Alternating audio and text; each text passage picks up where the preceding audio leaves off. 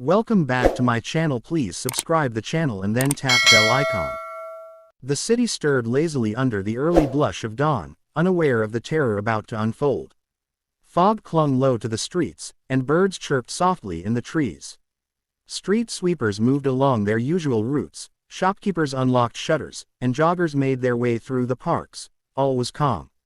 Then came a sound no one could ignore. A deep, earth-shaking roar shattered the morning silence. People froze mid-step. Dogs began barking wildly. A second roar followed, louder and closer. Panic began to ripple through the neighborhood. On the outskirts of the city, the gates of the municipal zoo stood wide open. Security footage, later released to the media, showed the cause of the commotion: a massive lion with a dark, windswept mane pacing angrily in front of a smashed enclosure. The steel bars of the cage had been bent outward like twigs. During the night, a power surge had knocked out the security systems, allowing the lion, Shuja, to escape. The beast had already made his way deep into the city. Eyewitnesses described the scene in terror. A lion striding down a main road, growling at honking cars, his tail lashing angrily. At a busy intersection, he leapt onto a fruit vendor's cart, scattering apples and oranges as pedestrians screamed and ran in every direction. Sirens wailed. Police were dispatched. News channels switched to live coverage as helicopters circled overhead. Lion on the loose in capital. The headlines screamed. Parents pulled children indoors. Schools shut down. The city, usually teeming with life and noise, descended into an eerie quiet, except for the echoing roar of an angry lion that ruled the streets. Something had disturbed Shuja deeply, and the city was paying the price. Dr. Zara Malik sat frozen in her small apartment, staring at the chaotic live footage on her tablet. The lion rampaging through the city wasn't just any animal. It was Shuja, the lion she had helped rescue and rehabilitate 2 years ago. Her heart pounded. She remembered every scar on his body, every frightened growl when he had first arrived at the zoo after being rescued from a poacher's trap. He wasn't naturally aggressive. Something had gone terribly wrong. Her phone buzzed. Messages from colleagues, friends, and news reporters poured in. But Zara had already made up her mind. At City Hall, a tense meeting was in progress. Police chiefs and city officials debated how to eliminate the threat. "We'll take him down with snipers if he enters the residential blocks," barked the police commissioner. Zara pushed her way through the room. "You can't kill him," she said firmly. "He's not attacking people, he's frightened. He's in pain. Give me a chance. Let me bring him back safely." The mayor hesitated but finally nodded.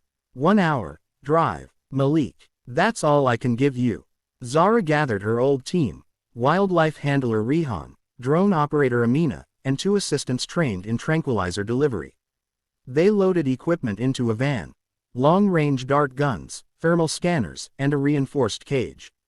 Amina sent up the drone to locate Shuja's latest position. He was near the riverfront park, where the noise of the city began to fade into silence. Zara studied the area. "He's heading toward the abandoned train station," she said. "That's our chance." As the sun began to dip behind the skyline, Zara's heart raced. This wasn't just about saving a lion. It was about giving the city a reason to believe in compassion over fear. The alley behind the old train station was dark and narrow, filled with broken crates, rusted tracks, and shadows that danced under the flicker of a dying street lamp. Police cars had formed a perimeter, their lights flashing ominously. Officers held their positions, fingers nervously curled around triggers. The order had been given. If the lion made a move toward civilians, they were to shoot on sight. But Zara Malik wasn't ready to let that happen. She stepped out of the animal control van, her eyes fixed on the alley ahead. Clutched in her hand was a tranquilizer dart, her last one. On the other side of the alley, barely visible behind a dumpster, was Shuja. His mane was matted with sweat and dust, his sides heaving with exhaustion. A low, warning growl rumbled from his throat. Zara took a slow step forward. "Shuja," she called softly, her voice trembling but calm. "It's me, Zara. I'm not here to hurt you." The lion's golden eyes met hers. There was confusion, pain, and recognition. He limped forward a few steps, and only then did she notice the bleeding paw. A long shard of glass was embedded in the soft pad, leaving a trail of red behind him. "I know you're hurt. Let me help," she whispered, crouching slowly. The lion didn't charge. He stood his ground, panting, tail twitching. Zara carefully pulled the dart from her coat and crept closer. With trembling hands, she waited for just the right moment. The world around her seemed to vanish. Then, when the lion lowered his head slightly, she struck. The dart pierced his flank. He flinched, roared once in protest, then slowly collapsed onto the concrete. Zara rushed to his side, tears in her eyes. She had reached him, just in time. A week had passed since the city had been gripped by fear, and then hope. What began as a terrifying escape turned into a story of compassion and courage. News channels across the nation broadcast clips of Dr. Zara Malik calming the wild beast with nothing but her voice and courage. The image of the sedated lion lying beside her in the alley had become iconic. Zara stood on the edge of a vast sanctuary nestled in the lush green foothills of the northern mountains. Gone were the narrow cages and loud noises of the city zoo. Here, birds chirped, a cool breeze blew through tall grass, and the sky stretched wide and open.